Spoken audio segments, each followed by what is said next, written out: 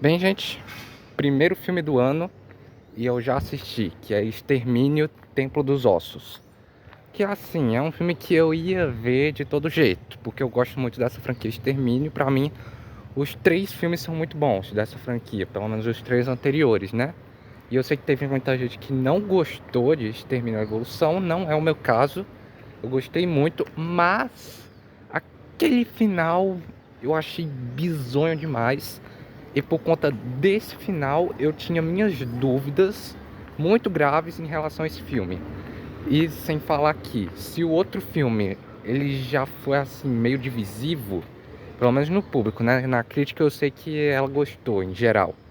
Imagina como vai ser esse segundo, que aí já não tem Danny Boyle, troca a direção pela Nia da Costa, que é a mesma de Candyman, que é um bom filme, mas que também fez as Marvels, que já não é um filme muito legal.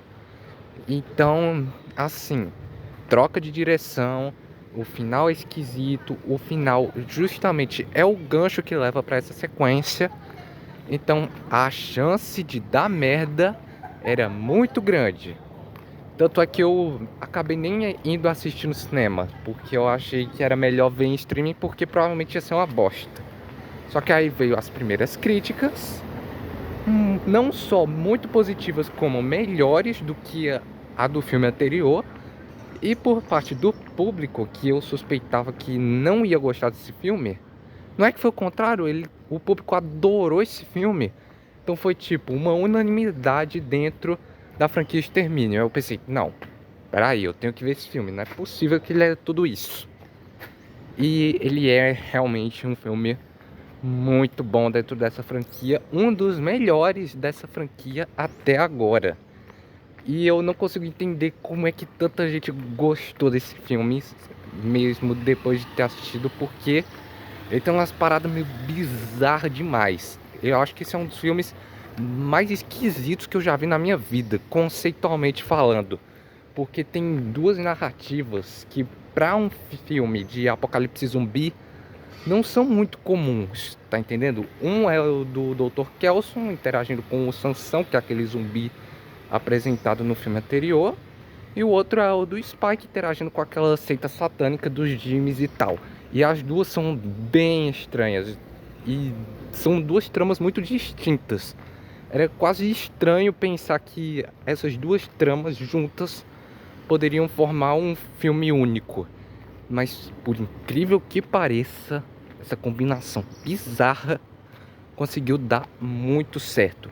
Eu devo elogiar aqui, principalmente o roteiro do Alex Garland nesse filme, porque ele conseguiu transformar essas duas tramas em coisas que conversam muito bem, ainda mais sobre o que resta da humanidade após o apocalipse zumbi, porque por um lado a gente tem um médico que é interpretado magistralmente pelo, como é que é o nome dele? Ray Fiennes. Ele tá maravilhoso nesse filme e ele é a parte humana de fato dessa trama desse filme. Mesmo ele interagindo apenas durante a maior parte do filme com um zumbi irracional, e essa trama dele com o zumbi faz ele perceber que o zumbi é muito mais humano do que os humanos daquela seita dos Jimmys, que é extremamente bizarra, fica atacando gente sem explicação nenhuma, na verdade, com uma explicação sim religiosa totalmente inventada, com coisa de Teletubby, umas paradas muito doidas, não faz o menor sentido. E aí a gente vê que realmente a preservação do raciocínio da razão após o fim do mundo, ela é muito importante. E mesmo em situações um pouco bizarras, ela é o que nos conecta à nossa humanidade, enquanto outras pessoas que preferem viver na ignorância, elas acabam sendo de fato o que destrói o que ainda sobra da humanidade. Isso eu acho muito bom.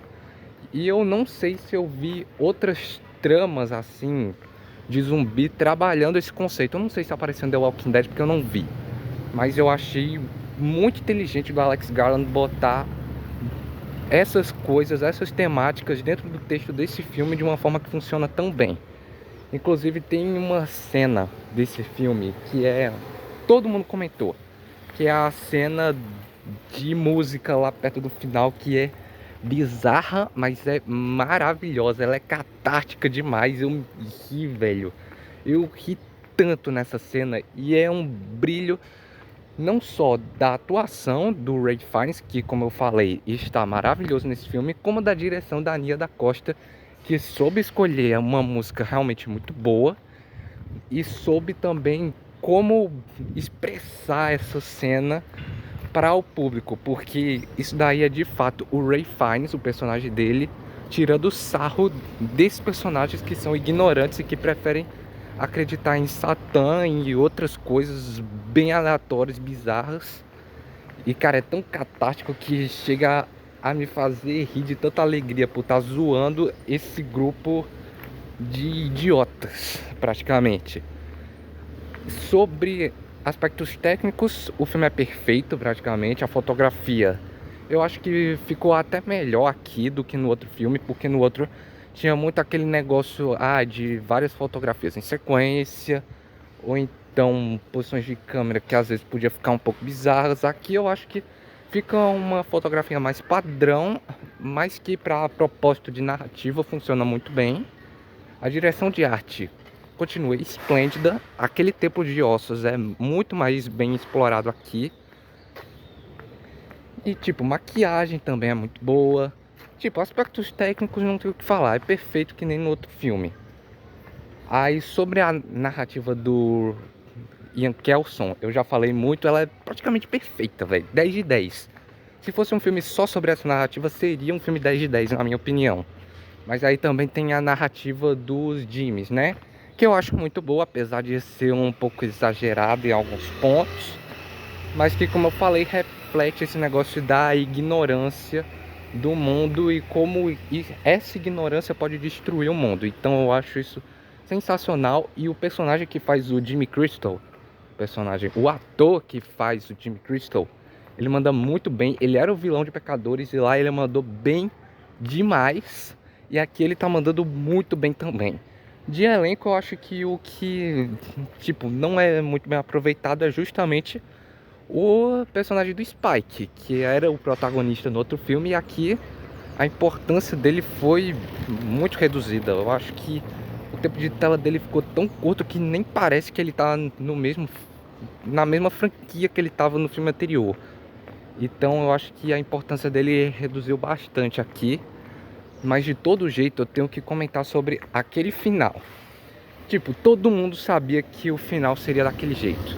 Eu não vou dar spoiler pra quem não viu, né? Mas todo mundo sabia que tal personagem ia aparecer no final pra dar o gancho pra uma sequência que vai juntar essa nova franquia com os filmes antigos, né? Todo mundo sabia, mas de todo jeito foi tão bom ver aquele personagem de volta, tão maravilhoso.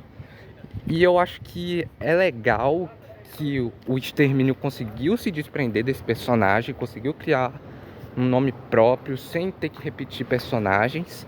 Mas de toda forma eu fico empolgado para ver como vai ser o retorno desse personagem no quinto filme, que eu espero que tenha, porque esse filme infelizmente foi um fracasso de bilheteria. Mas de toda forma eu termino esse filme Extermínio Templo de Ossos com uma sensação diferente do filme anterior, porque no filme anterior eu pensei, não vai dar tão errado esse próximo filme, por que não para aqui? E aí eu termino esse Extermínio Templo de Ossos e penso, não vejo a hora de ver o próximo filme.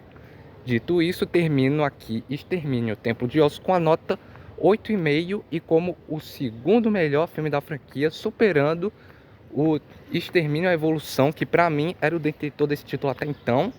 E devo dizer, agora Extermínio está lá nas cabeças como uma das melhores franquias de terror da história do cinema, junto com franquias icônicas como Evil Dead e Pânico, que pra mim lideram esse ranking. Mas enfim, por hoje é isso, espero que tenham gostado, deixa o like, se inscreve, ativa o sininho para receber os próximos vídeos. Tamo junto, até a próxima e tchau!